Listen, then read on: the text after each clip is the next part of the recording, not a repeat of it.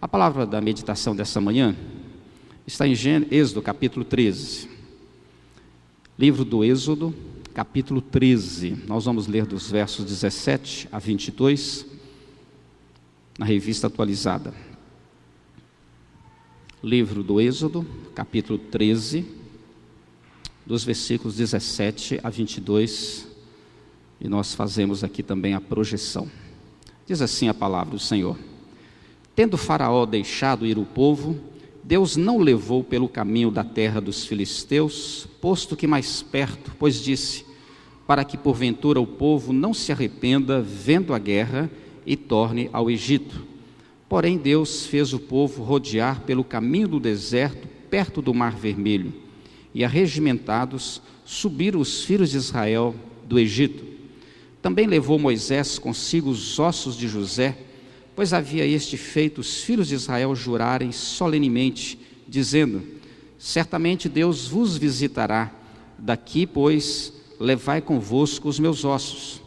Tendo, pois, partido de Sucote, acamparam-se em Etã, à entrada do deserto.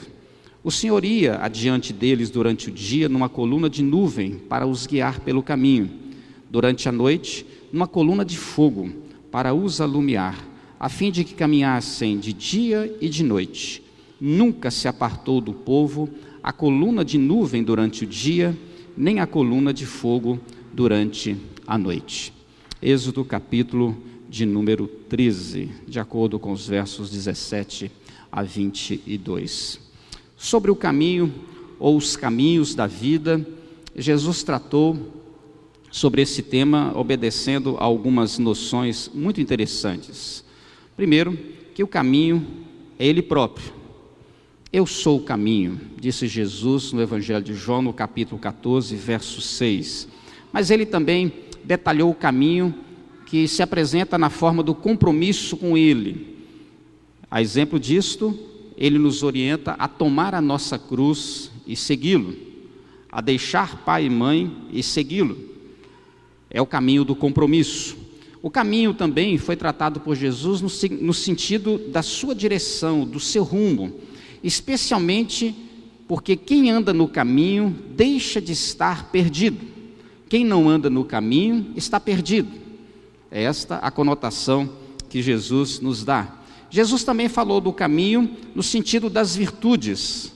O caminho de Deus é o caminho da justiça, é o caminho do amor, é o caminho da verdade.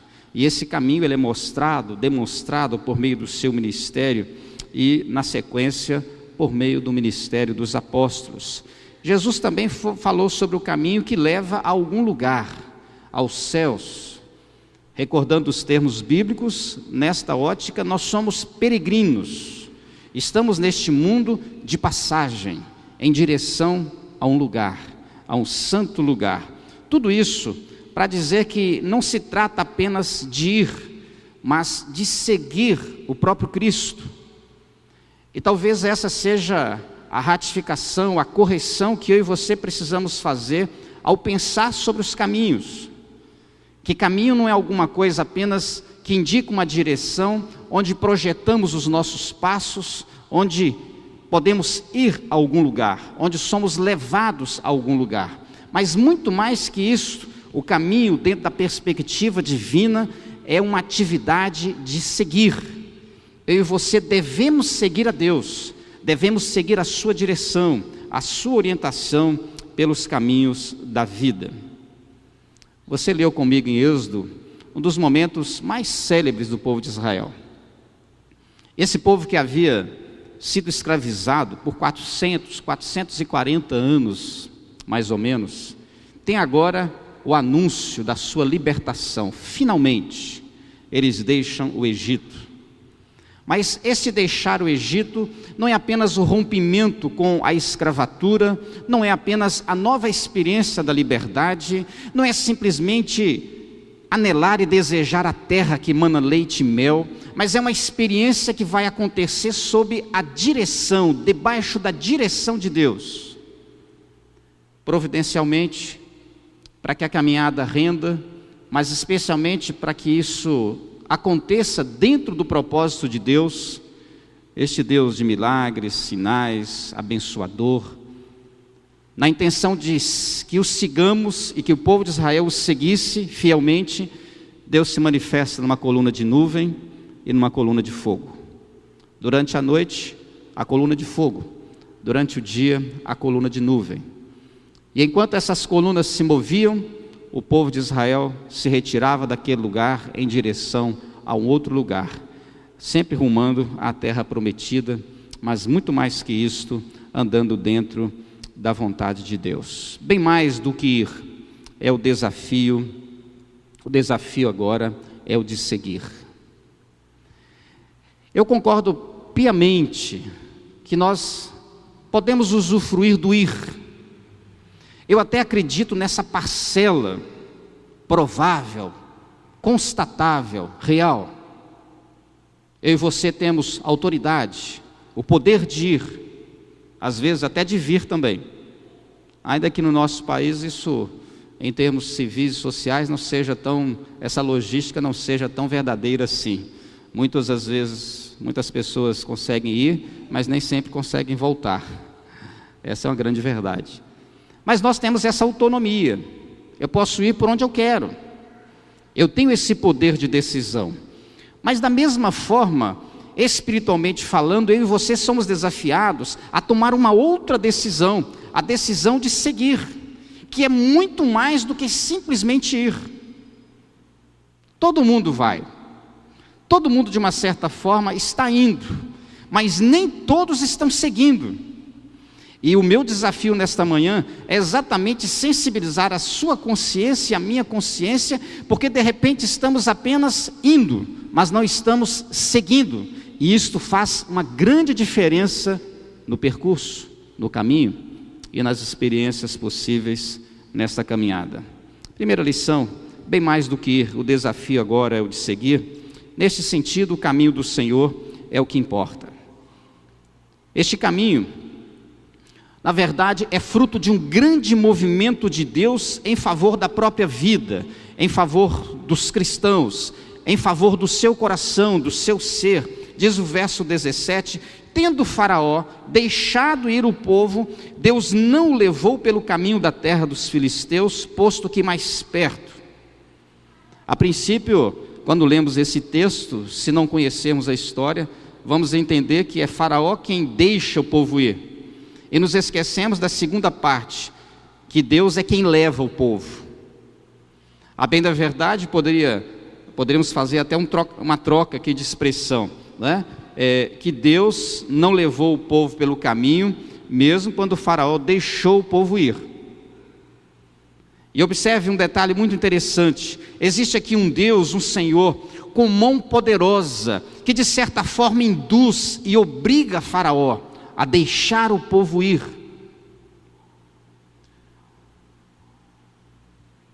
O levar de Deus, ou o seguir a Deus, significa ter a consciência verdadeira de que o caminho do Senhor é o que importa. Nós temos aqui o agir libertador de Deus, que põe fim a uma experiência, aos olhos de muitos naqueles dias, interminável, de sofrimento. E esse Deus consegue agora inaugurar um novo tempo para o caminhar.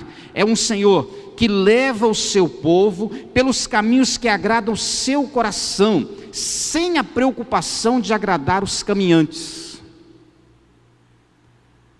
Seguir significa isso. Nem sempre os caminhos agradam o meu coração, mas eu preciso seguir. Enquanto muitos apenas buscam os caminhos que agradam o coração, estes estão apenas indo, mas não seguindo. A palavra diz que é o Senhor que leva, e se o Senhor leva, nós somos levados. Esta é a regra, não existe outra forma. O nosso caminho não pode acontecer dentro de uma outra expectativa e dimensão e prática. Essa palavra me ensina que eu preciso combater a ideia de que caminhamos simplesmente onde queremos. Eu caminho pelos caminhos dos meus desejos, prazeres, pelos caminhos com os quais eu tenho melhor afinidade, maior afinidade. Se eu caminho assim, eu não estou seguindo, porque na verdade eu não tenho vontade nesse sentido. Também surge para romper a ideia de que o caminho é opção e decisão nossa, em absoluto. O Senhor é quem decide por nós, é Ele quem dirige o nosso caminho. Detalhadamente, você pode observar que este caminho, inclusive na passagem mostra isso, pode ser o mais longo, pode ser o mais difícil, pode ser o menos comum, mas é o resultado dos planos e propósitos de Deus para a vida de todo aquele que é caminhante, exatamente para que o povo não volte mais, não apenas para o lugar de onde saiu, mas para que o povo não volte mais aos seus próprios caminhos, mas que o povo persiga e siga o Senhor nos caminhos do Senhor. O verso 18, a palavra diz que Deus fez o povo rodear pelo caminho do deserto, perto do Mar Vermelho. Talvez eu e você tenhamos a ideia de que nós é que caminhamos, de que nós estamos simplesmente fazendo aleatória e autonomamente a nossa própria vontade. Mas é Deus quem dirige os nossos caminhos. E ainda que nos afastemos deles, e ainda que nos desviemos desses caminhos, ainda que haja zigue-zague na nossa trajetória, ao fim da história, Deus faz com que você ande exatamente aonde Ele planejou. Neste caminho, segundo a própria experiência do povo de Israel, não há qualquer possibilidade de retorno. Eu não posso abandonar a Deus e nem me desviar dele. Aliás, convém ressaltar que uma expressão muito comum nos nossos dias, de alguns cristãos, dos seus lábios ou do seu coração, é mais ou menos assim: eu sou crente, mas eu estou desviado.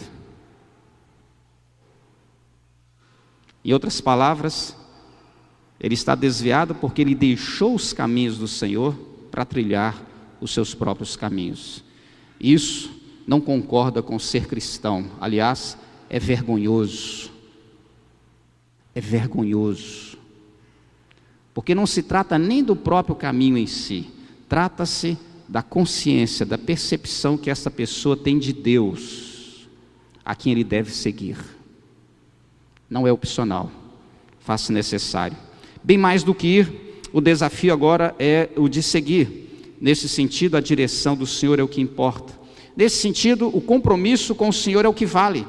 Tendo também Moisés levou consigo os ossos de José, diz o verso 19, pois os filhos de Israel fizeram um juramento solene a José: certamente Deus vos visitará daqui, pois levai convosco os meus ossos. José fez este acordo com seus irmãos e com o povo de Israel: quando vocês deixarem a terra do Egito, levem os meus ossos com vocês. Lá atrás, 400 e alguma coisa atrás, José fez os seus irmãos empenharem a sua palavra e se comprometerem em levar os ossos para Canaã. Essa história está registrada no livro de Gênesis, no capítulo 50, lá nos versos 24 a 26. Disse José a seus irmãos: eu morro, porém Deus certamente vos visitará e vos fará subir desta terra para a terra que jurou dar a Abraão, a Isaque e a Jacó. José fez jurar os filhos de Israel, dizendo assim: certamente Deus vos visitará e fareis transportar os meus ossos daqui. Morreu José da idade de 110 anos, embalsamaram-no e o puseram num caixão no Egito, e este caixão foi levado agora pelo povo de Israel. Gênesis capítulo 50, versos 24 a 26.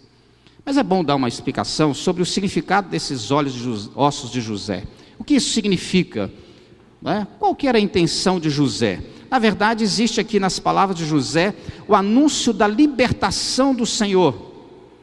Mas na verdade essa libertação do Senhor é muito mais do que uma libertação política, civil, estatal, de etnia, étnica. É uma libertação do próprio pecado. Ele diz assim: certamente o Senhor vos visitará. É como se José estivesse profetizando uma vida de libertação do futuro, que acontece aqui quando o povo sai do Egito para Canaã, mas que acontece na sua vida e na minha vida quando nos deparamos com a graça de Cristo. Deus nos visitou em Cristo. Somos libertos do pecado em Cristo. Ou seja, os ossos indicavam que nada deve permanecer detido no Egito. Nada deve permanecer detido no pecado. Até os meus ossos eu quero tirar daqui, para mostrar que em Cristo os meus pecados foram resolvidos. Há também um anúncio da terra prometida, que na verdade para José, profeticamente falando, é a promessa de uma eternidade com o Senhor. Deus vos visitará e vos levará a uma terra que prometeu a Abraão. Deus nos visitou em Cristo e está nos levando para os céus. Eu preciso ter essa consciência da fidelidade, do compromisso que Deus tem com a minha vida. É o anúncio também de uma aliança assumida. Os israelitas assumem o compromisso com o próprio José, e que deveria ser cumprido, sem importar com o tempo e com o momento. E eles tiveram que esperar mais de 400 anos para cumprir essa promessa. É o mesmo sinal da nossa aliança com Deus, o que deve ser cumprido em toda a sua extensão e em todos os seus detalhes. É compromisso. Compromisso. É isso que vale. Os filhos de Israel juraram solenemente. Nós agimos solenemente, porque é coisa séria.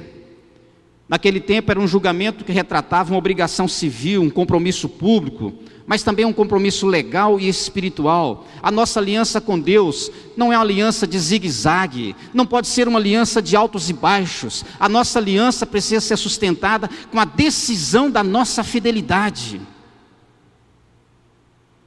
E é por isso que há tanta fragilidade na fé. Há tantos crentes tropeçando, há tantos crentes afastados, frios, desanimados, sem compromisso com Deus. É como se tivessem deixado os ossos no Egito. Ainda vivem distante dos caminhos do Senhor. Esse juramento, e esta aliança, e este compromisso é abrangente, alcança a vida, tanto quanto depois dela, a outra vida ou a morte. É também ser fiel no pouco e ser fiel também no muito. É ser fiel nas coisas relevantes, mas também ser fiel nas coisas menos relevantes. Às vezes a pessoa ora tanto, busca tanto a Deus, jejua, põe o joelho no chão porque precisa de um emprego. O dia que consegue um emprego, mal ela faz uma oração na hora de se alimentar. Só busca a Deus quando precisa, quando está no aperto, quando está no sufoco. Isso não é compromisso. Se você pegar os grandes homens, as grandes mulheres, havia uma experiência cotidiana, dia e noite. Eu medito na tua palavra, eu oro sem cessar, eu busco a Deus a todo tempo, em todo instante. Isso é compromisso com Deus. José também, na sua expressão, mostra que a aliança e o compromisso com Deus é duradouro. O tempo não importa, se vamos enfrentar um deserto, se estamos fugindo de algum tipo de inimigo, não se sabe quando essa promessa vai ocorrer, essa promessa de libertação, e em quanto tempo vai durar a jornada. O apelo é ser fiel em todo o tempo. Ser fiel em todo o tempo. Bem mais do que ir, o desafio é o de seguir. Tem muita gente indo, mas tem pouca gente seguindo. Nesse sentido, a direção do Senhor é o que importa. Nesse sentido, o compromisso com o Senhor é o que vale. E nesse sentido, a vontade do Senhor é o que prevalece. Dá para você imaginar a sua vida dentro do versículo 21? O Senhor ia adiante deles. Esse pessoal aí que gosta de declarar, de amarrar, gosta de vitória, tudo para ele é exército, né? Olha só, o Senhor ia adiante deles. E o detalhe ainda enriquece mais ainda essa passagem. Durante o dia, uma coluna de nuvem, para os guiar pelo caminho. Durante a noite, numa coluna de fogo. Durante o dia e durante a noite, o Senhor ia adiante deles, a fim de que caminhassem de dia e de noite. O que é a vontade de Deus? O que é a vontade de Deus? A vontade de Deus às vezes nos interessa apenas quando estamos em dúvidas, ou apenas quando estamos diante de coisas difíceis. Para muitos, vontade de Deus é só isso. Vontade de Deus é a vida toda. Desde o momento que você deita para dormir, levanta para trabalhar e por aí vai. Se a vontade de Deus não ocorrer na sua vida, você não acorda de manhã. É por isso que Jesus resumiu a oração do Pai Nosso nesse critério, nessa dependência, que na verdade é o poder de Deus em realizar todas as coisas que Ele deseja, seja feita a tua vontade na terra e nos céus. Na experiência de Israel, o Senhor é quem vai adiante, isso significa que Ele é quem decide o caminho, não sou eu. Eu preciso abrir mão dos meus caminhos e abraçar, adotar os caminhos do Senhor. É por estes caminhos que eu tenho a garantia da bênção do Senhor. Se você não andar nos caminhos do Senhor, não espere bênçãos do Senhor. Não espere. Eu confesso a você que quando um crente desviado pede para orar para ele, para Deus abençoar, eu falo assim, não posso. Porque Deus não pode abençoar uma pessoa que está fora dos caminhos do Senhor. Deus pode usar de misericórdia, mas abençoar não, é diferente. Não é? Diferente. Mas aí tem aquela ideia, não, eu não estou indo na igreja, não sou dizimista, não participo de nada, nem oro direito, mas olha aí pastor, quero a bênção. Que ilusão. É oração jogada fora. E desonesto com Deus. Porque já imaginou você pedir a Deus uma bênção para uma pessoa que está toda errada? Ó Senhor, abençoa a loja do irmão. Ele não paga imposto, ele vende mercadoria pirateada, ele é mentiroso, ele trata mal os funcionários, mas abençoa a loja do irmão. Orar é para fechar essa tranqueira. Para esse irmão ficar 1 ano desempregado, passando mínguas, para ele se sensibilizar e voltar para os caminhos do Senhor. Difícil, né? Durante o dia e durante a noite, os rumos de Deus são constantes em cada trânsito, em cada movimento, em todo o tempo, a cada passo. Eu não tenho suficiência para andar uma noitezinha sozinho.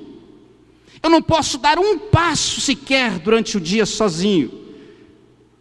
O que o povo de Israel aprende é que sem a direção do Senhor, eles não chegariam a lugar nenhum. Eu preciso me submeter à vontade do Senhor. Mais do que a coluna de nuvem de dia e a coluna de fogo durante a noite, porque tem gente que gosta de espetáculo.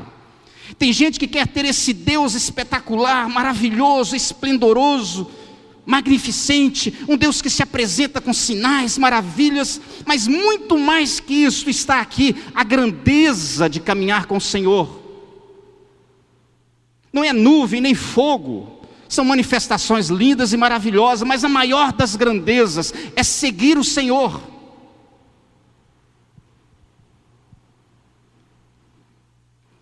Temos tantos crentes que veem os sinais, mas não conseguem localizar, identificar e enxergar o Deus dos sinais.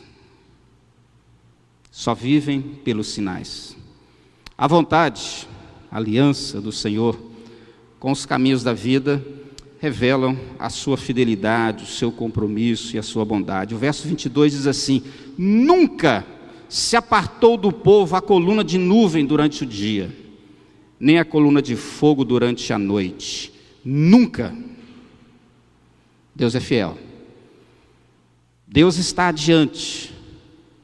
Se deu alguma coisa errada no nosso trânsito, é porque nós deixamos o caminho.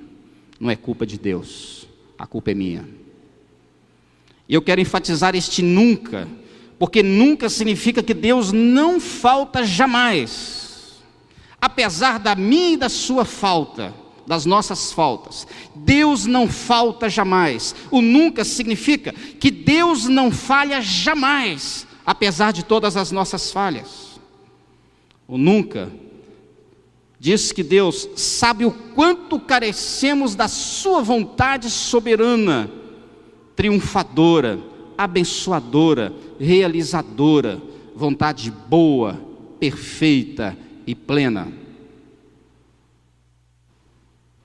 Nunca para revelar o quanto dependemos de Deus para os menores e também para os maiores movimentos na vida.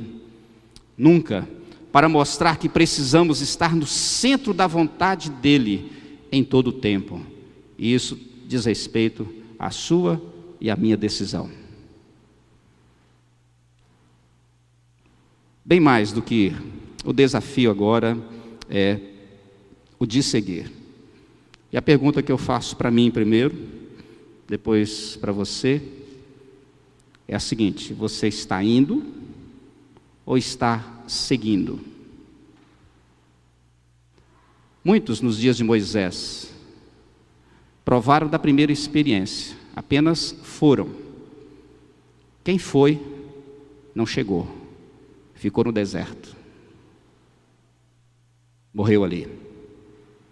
Milhares de milhares, porque apenas foram. Mas quem seguiu, chegou lá, foi grandemente recompensado, abençoado. Ainda que este seguir, e necessário que seja assim, seja sem qualquer outro interesse senão o próprio Senhor. Eu sigo o Senhor, e o resto, ou tudo, eu deixo nas mãos dEle. Ele sabe do que eu preciso, Ele sabe o tempo que eu preciso, Ele sabe exatamente de todas as minhas necessidades. Bem mais do que ir, o desafio agora é o de seguir. O povo seria ensinado a seguir o Senhor, e quais são, desculpa o Szinho que sobrou, quais são as vantagens disto? Se Deus vai adiante, quais são as vantagens disto?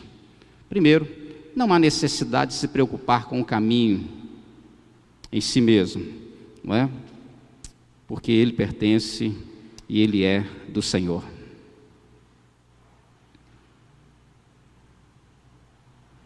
Não tem que preocupar. Se eu estou dentro da vontade de Deus, eu não preciso nem saber qual é a vontade de Deus. Tem gente que gosta de quebrar a cabeça, espiritualmente falando, né? Ai, pastor, ajuda a orar, porque eu não sei qual que é a vontade de Deus. Eu falei, irmão, vai na vontade de Deus, caminhando, vai seguindo o Senhor, a vontade dele vai acontecer. Nós gostamos de fazer com que a nossa vida espiritual seja uma experiência assim meio, né, preventiva. Queremos ser adivinhadores do futuro, diagnosticadores, adivinhos. Queremos saber o que vai acontecer daqui a 10 dias, a 15 dias. Não vai ficar sabendo mesmo. A vontade de Deus se conhece, se descobre dentro da vontade de Deus, seguindo ao Senhor. Outra coisa, se Deus está nos guiando, não há qualquer chance de se perder pelos caminhos. É Ele que vai adiante. Para onde Ele levou esse povo? Para Israel, para a terra de Canaã, terra que mana leite e mel. Ele nos leva para os melhores lugares. Não tenho que me preocupar com isso. A única preocupação que eu tenho é: estou seguindo o Senhor? E também, com toda certeza, seguir é a única alternativa para quem deseja chegar. Este é o caminho, diz o Senhor muitas vezes: andai por ele. O caminho é o nosso próprio Deus. O caminho, conforme disse Jesus, sou eu. Os homens lá, os discípulos, especialmente Tomé, estavam preocupados: Senhor, nós não sabemos o caminho. E ele fala: eu sou o caminho. Eu sou o caminho. Este é o caminho, andai por ele. Bem mais do que o desafio agora é o de seguir.